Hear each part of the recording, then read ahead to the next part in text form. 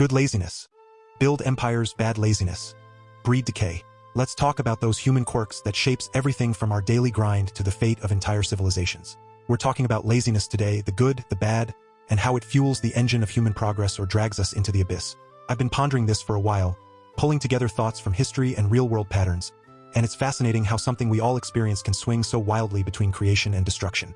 Stick around as we unpack the dual nature of laziness, why one form sparks inventions that change the world, and why the other, especially when propped up by enforced systems, spells nothing but decline and degeneracy. Let's ease into this without giving away the big revelations just yet. Imagine laziness not as a simple flaw, but as a force with two faces. On one side, it's this clever drive to cut out the unnecessary, to find smarter ways around the drudgery of life. Think about how that urge has pushed humanity to replace backbreaking toil with breakthroughs that make everything easier and better. It's the spark behind so many advancements, turning boredom or danger into opportunity. But flip the coin, and you see the dark side. A stagnant, soul-sucking version that breeds dependency and erodes everything from personal grit to societal strength. This bad laziness doesn't just sit idle. It multiplies, creating loops of decay where progress grinds to a halt. We'll explore how enforced handouts amplify this rot, leading straight to downfall, while the creative kind keeps us evolving. Hang tight. The details will blow your mind. Alright, now let's get into the meat of it, the full picture, no holds barred. At its core, laziness comes in two primary forms. The creative type that propels innovation and the destructive type that fuels decline. From what I've dug into, the bad kind dominates, making up about 80% of laziness out there, while the good, inventive strain is rarer, maybe 20%. That's my estimate based on patterns and studies. Things like how 80 to 90% of students fall into procrastination traps, or how a quarter of workers waste time unproductively. The good laziness shows up in those flashes of genius where someone thinks, why bother with the hard way? But the bad one, it's everywhere, sapping energy and breeding more of itself, especially when systems enable it. Take the destructive laziness first, because it's the bigger beast. This isn't just lounging around. It's a mindset that avoids effort even when it's needed, leading to personal and collective ruin. History is littered with examples where enforced welfare, those mandatory redistribution schemes rooted in Bolshevism or communism, creates this exact doom loop. Back in the early 20th century, when these ideas took hold in places like the Soviet Union, what happened? Forced collectives and state handouts promised equality but delivered famine, stagnation, and moral decay. Millions starved while the system rewarded idleness over initiative. Fast forward to America in the 1960s and 70s. Massive expansions in aid programs exploded caseloads from under 1 million families to over 5 million by the 90s. Poverty didn't drop.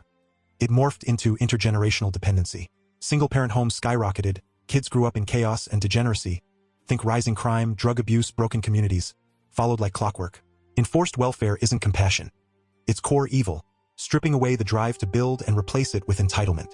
It tells people, don't bother striving, we'll cover you, and society pays with decline. Look at the data. After those expansions, child poverty spiked among the young, life expectancy dipped in vulnerable groups, and homelessness ballooned. It's not coincidence. It's cause and effect. These systems, echoing Marxist ideals of state control, always lead to the same end. A society where effort dies, innovation stalls, and degeneracy thrives. On the flip side, that 20% good laziness is pure gold. This is the creative force that hates repetition, danger, or boredom so much it invents ways around them. History shows us how this has driven progress time and again. Remember the wheel? Born from not wanting to drag heavy loads by hand. Or fire, taming it meant less raw effort in survival. Jump to more recent times. The remote control came from sheer aversion to getting up and changing channels manually. Escalators? A lazy solution to climbing stairs, patented back in the late 1800s. Dishwashers emerged because someone got tired of scrubbing plates by hand. Even the microwave, zapping food in seconds instead of slaving over a stove. These aren't accidents. They're laziness channeled right. In tech, it's the same. Automation scripts in coding save hours of tedium, leading to bigger leaps. Or ride-sharing apps. Why drive when you can summon a car? Robotic vacuums like the Roomba suck up dirt while you chill. This laziness replaces manual labor with smarts, freeing us for higher pursuits. It's the engine of innovation, turning I don't wanna into here's a better way. Without it, we'd still be hunter-gatherers, exhausted and stuck. Now let's analyze the themes here. Laziness isn't one size fits all. Beyond the dual core, there are shades like fear-based avoidance, where anxiety paralyzes action, or exhaustion masquerading as laziness, burnout from overwork or mental strain. Organizational laziness hits workplaces, where smart folks slack in groups, thinking others will pick up the tab. Moral laziness skips ethical effort, leading to shortcuts that harm society. But tie any of these to enforced welfare, and they amplify into degeneracy. Those Bolshevik-style systems don't just enable bad laziness. They institutionalize it. They create a culture where striving seems pointless, breeding resentment and decline. Greed, on the other hand, can counter this as another driver, self-interest pushing efficiency and growth. But without the creative laziness spark, even greed falters. The key theme? Balance. Harness the good to invent and progress. Reject the bad, especially when propped by evil structures that promise utopia but deliver chains. Pulling from history, a few timeless lines capture this. One old saying goes, "Progress isn't made by early risers. It's made by lazy men trying to find easier ways to do something." That nails the creative side. On the destructive end, echoes from the past warn. Paying people to be non-productive is a definite road to ruins. Or, in ancient texts, sloth as a deadly sin, inviting evil by undermining the divine plan for effort and growth. These aren't just words. They're lessons from collapses like Rome, where bread and circuses' early welfare led to apathy and fall.